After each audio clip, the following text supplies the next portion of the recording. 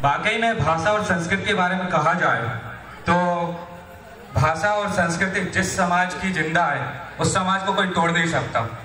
संस्कृति हमें दूसरों से अलग डिफरेंट बताती है। जैसे हम आज वेशभूषा पहने और हमने सांस्कृतिक रूप से अपनी रैली निकाली तो जो लोगों ने नोटिस किया है तो ये होती है संस्कृति।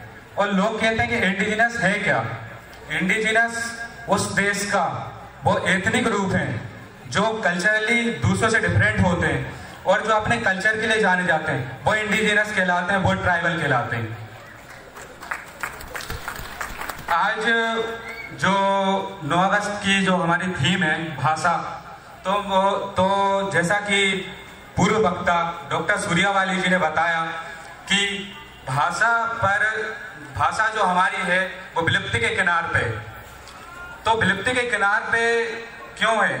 क्योंकि संविधान में अभी तक सिर्फ 22 भाषाओं को मान्यता प्राप्त है और हमारी गोंडी भाषा जो कि 44 प्रस्तावित भाषाओं में अभी भी गिनी जाती है और वो प्रस्तावित भाषा में हमारा गोंडी भाषा का नंबर बहुत निचला है।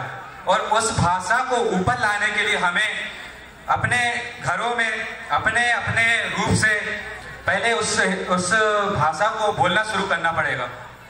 आज हम देखते हैं नए युवाओं को, युवा पीढ़ी से कहा जाता है कि भाषा सीखना चाहिए, अपनी भाषा सीखना चाहिए, लेकिन वो ये कहते हैं कि भाषा सीखने से क्या होगा, भाषा का यूज कहाँ है?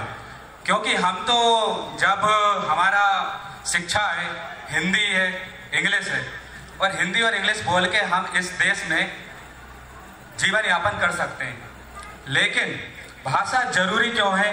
मैं आज नए युवाओं को, युवा पीढ़ी, मेरे साथियों को बताना चाहता हूं कि भाषा आर्थिक सशक्तिकरण के लिए जरूरी है।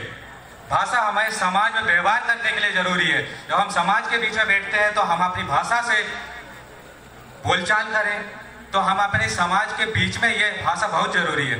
गोंडी भाषा मतलब गोटुल को फिर से जीवित करना, क्योंकि गोटुल सभी लोग भूल चुके हैं। गोंडी भाषा में बोलने से मतलब कि उस गोटुल को फिर से जीवित करना हमारा ये उद्देश्य रहेगा, हमारा ये काम रहेगा गोंडी भाषा को। और अगला पॉइंट है कि भाषा जरूरी क्यों है।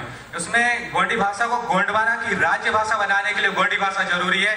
मैं ये साथियों को बताना चाहता हूँ कि गोंडवाना की राज्य भाषा जो हमारे गोंडवाना प्रदेश है वो विलुप्ति के किनार पे है, सिर्फ और सिर्फ भाषा और संस्कृति की वजह से, क्योंकि भाषा और संस्कृति हम भूल चुके हैं और भूलते जा रहे हैं। लेकिन आज हम जो दिवस मना रहे हैं 5 संगठनों के द्वारा, वो फिर से भाषा और संस्कृति को जीवित करेगा और हमारे नए युवाओं को बताएगा, हमें बताएगा कि भाषा और संस्कृति क्यों जरूरी है।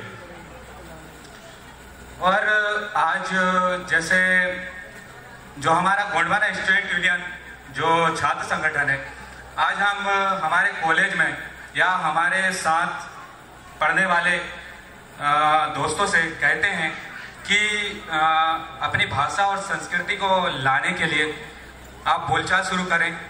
तो वो कहते हैं कि हम क्या ज़रूरत है, क्योंकि हम अपनी शिक्षा कंप्लीट करके हम अपने नौकरी पाकर हम अपना जीवन यापन कर सकते हैं।